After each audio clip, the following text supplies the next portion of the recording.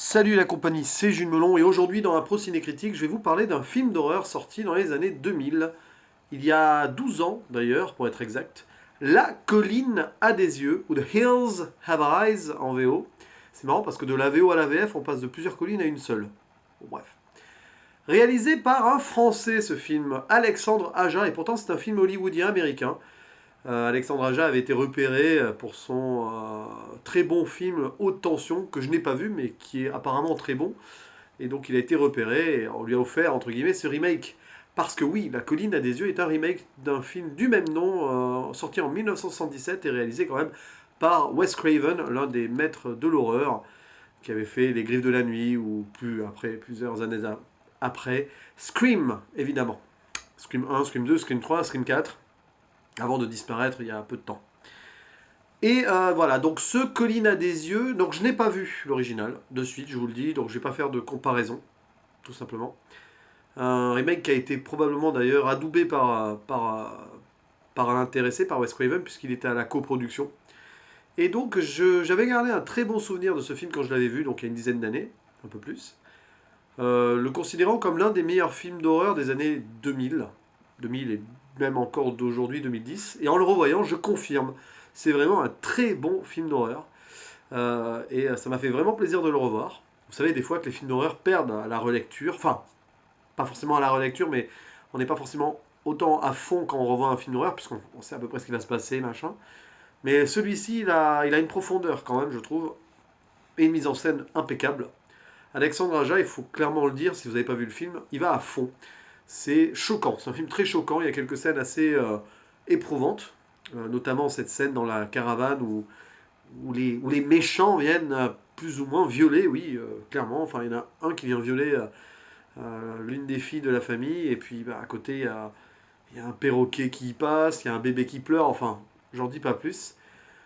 Il y a quand même des moments gore aussi, oui, et puis des moments choquants visuels, parce que le contexte veut ça. Alors pour résumer rapidement l'histoire, c'est une famille américaine qui va en Californie en caravane, en voiture, enfin voilà, en caravane et en voiture. Et ils décident de prendre un raccourci sur les conseils très peu avisés d'un gars d'une station essence. Ils décident de prendre un raccourci à travers le désert et là ils sont piégés par des gens. Voilà, les pneus de leur voiture sont crevés et ils sont perdus au milieu de tout ça. Et il y a des gens autour qui leur veulent du mal. Bon, il faut savoir en fait que je ne vais pas spoiler en disant qui sont ces gens, puisque dès le début du film, on a une réponse. Alexandre Aja aurait très bien pu jouer sur le mystère de qui sont ces personnes autour et révéler petit à petit certaines choses, mais en fait pas du tout.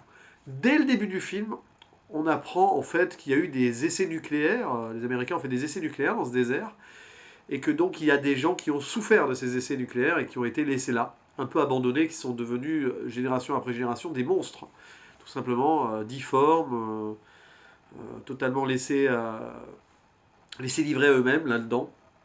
C'est assez terrible comme histoire quand même quand on y pense.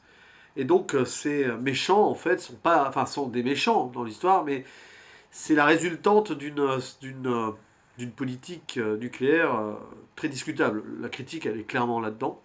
Je pense que c'est pareil dans l'original d'ailleurs. Et donc ces méchants, on comprend leur souffrance quelque part, et ils veulent un petit peu se venger de la société qui les a mis là. Ici, perdus seuls et en très, très faible forme, on va dire ça comme ça malheureusement. Voilà. Et donc cette famille est perdue et doit donc subir la vengeance de plusieurs personnes qui ont des descendants des personnes d'origine qui ont subi ces essais nucléaires. Et ben après ça part en live, hein. Et puis bon, petit à petit certains y passent, d'autres survivent, d'autres se battent, etc. Et on se retrouve avec un survival vraiment vraiment haletant.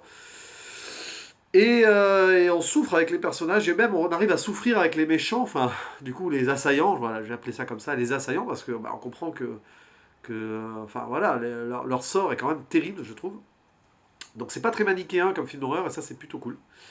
Et puis les personnages sont travaillés aussi. Moi j'ai bien aimé dans ce film, c'est ce que j'ai bien aimé dans ce film, c'est le travail autour des personnages, la famille. Bon, certes il y a des clichés, voilà, il y a la fille qui est paresseuse, enfin ouais, qui se fiche de tout et qui, d'ailleurs, elle décide à un moment de faire du farniente au soleil alors qu'ils sont en panne en plein milieu du désert.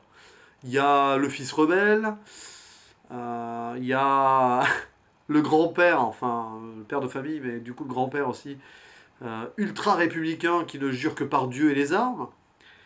Et vous avez le beau-fils, donc l'époux d'une des filles, bon bref, voilà, qui est lui tout le contraire de son beau-père. C'est un démocrate qui a horreur des armes à feu et tout, très calculateur. Et c'est marrant de voir comment les deux personnages s'entrechoquent au début et de surtout voir l'évolution notamment de ce personnage démocrate là, tout au long du film, parce qu'il va devoir survivre et les armes à feu, il va devoir peu à peu apprendre à s'en servir, vous voyez ce que je veux dire? Donc c'est amusant. Niveau acteur, on a quand même quelques bons gars et bonnes personnes là-dedans. Notamment Ted Levine, ou Ted Levine, je sais pas comment on prononce, on va dire Levine, hein, ça me paraît logique.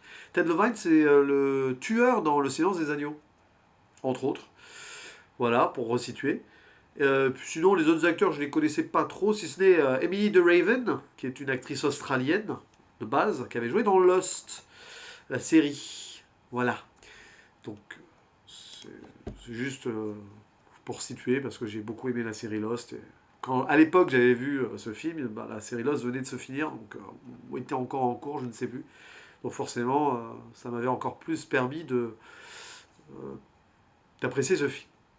Donc voilà, le film, bah, c'est un vrai slasher horror survival, vraiment, mais bien fait, et tout est justifié dans les scènes. Je trouve que bah, les plans de caméra sont bien flippants pour qu'on puisse subir avec les victimes. Et il y a aussi ce générique de début assez violent, puisqu'il montre des images de conséquences des essais nucléaires avec des bébés difformes et tout, enfin des personnes qui ont subi des retombées radioactives. Donc on n'est pas loin du docu-horreur là-dedans, même si je ne pense pas quand même que ça ait... Enfin, je sais pas. En tout cas, on n'a pas laissé une population comme ça livrer elle-même aux États-Unis, enfin j'espère pas. Mais il y a des gens qui ont subi les conséquences de radioactivité, notamment bien sûr au Japon, après Hiroshima et Nagasaki. Donc il y a une sorte de réalisme profond dans ce film. Voilà, c'est pas un film avec du démon et tout. J'avais déjà expliqué que je préférais ce genre de film-là. Des films d'horreur où il n'y a pas trop bizarrement, hein, où il n'y a pas trop de trucs mystiques ou de magie. Je préfère quand c'est dans la réalité que je suis plus dedans quand je sais que ça pourrait m'arriver. Même si bon, là c'est un peu exagéré évidemment. Mais il y a quand même quelque chose là-dedans qui fait que oui, pourquoi pas. On peut tous tomber sur des cinglés du jour au lendemain et subir ça. Ça arrive malheureusement dans la société. Alors on n'a pas forcément des gens qui ont subi des essais nucléaires, mais je ne sais pas, voilà, des tarés quoi. Ou un seul, ne serait-ce qu'un seul.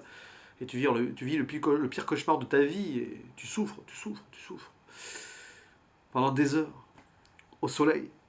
Alors là, je viens de faire une référence à un film français des années 80, une comédie. Si vous trouvez, dites-le dans les commentaires, mais je pense que tout le monde va s'en fiche en fait. Bref, voilà, La colline a des yeux, c'est sympa. C'est vraiment.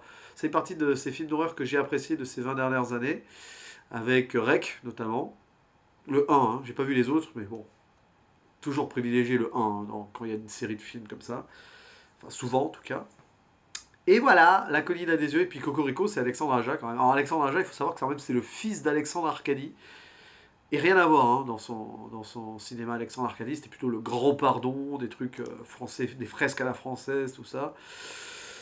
Mais bon, lui c'est plus film d'horreur ou thriller horrifique et tout. Voilà. Je crois que c'est fini là. Allez, à la prochaine. Ciao.